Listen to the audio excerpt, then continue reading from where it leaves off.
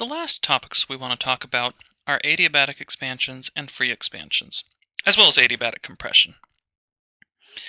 In an adiabatic process, there's no heat allowed in or out, either because the system is very well insulated or because it happens so fast that there's no time for heat to flow in or out.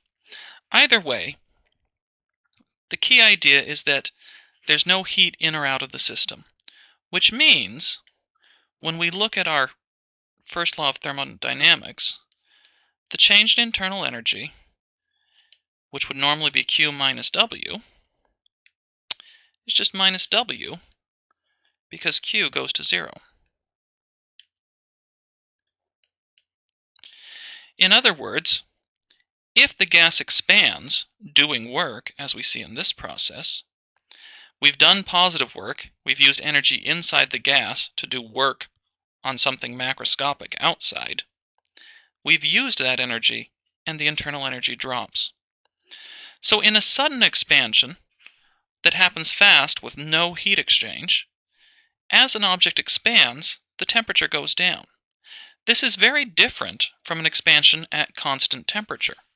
In an expansion at constant temperature, we would have stayed on one of these isothermal lines. We would have actually done more work, but because it was constant temperature, the internal energy would have not changed, and the work would have exactly equaled the heat. Here, we have no heat coming in or out, so the work has to come out of the internal energy, and the temperature drops.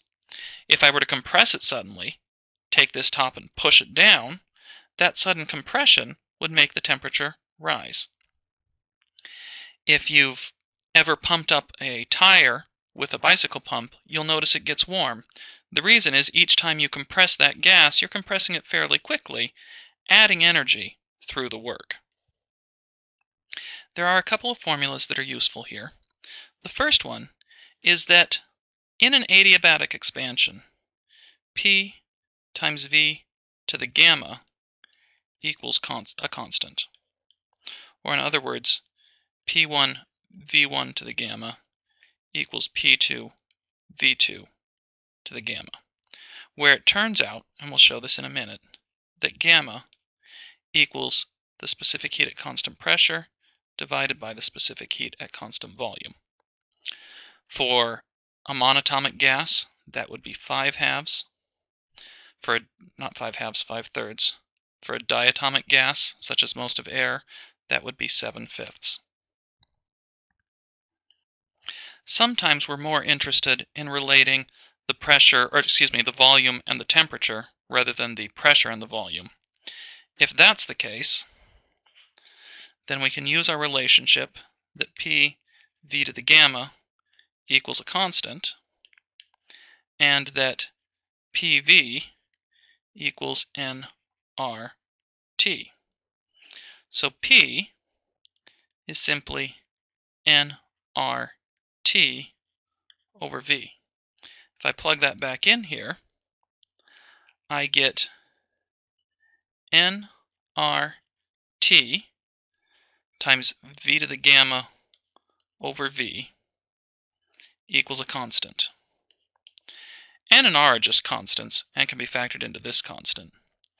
And V to the gamma over V is V to the gamma minus 1. So I get T V to the gamma minus 1 equals a constant. And that form is also often useful.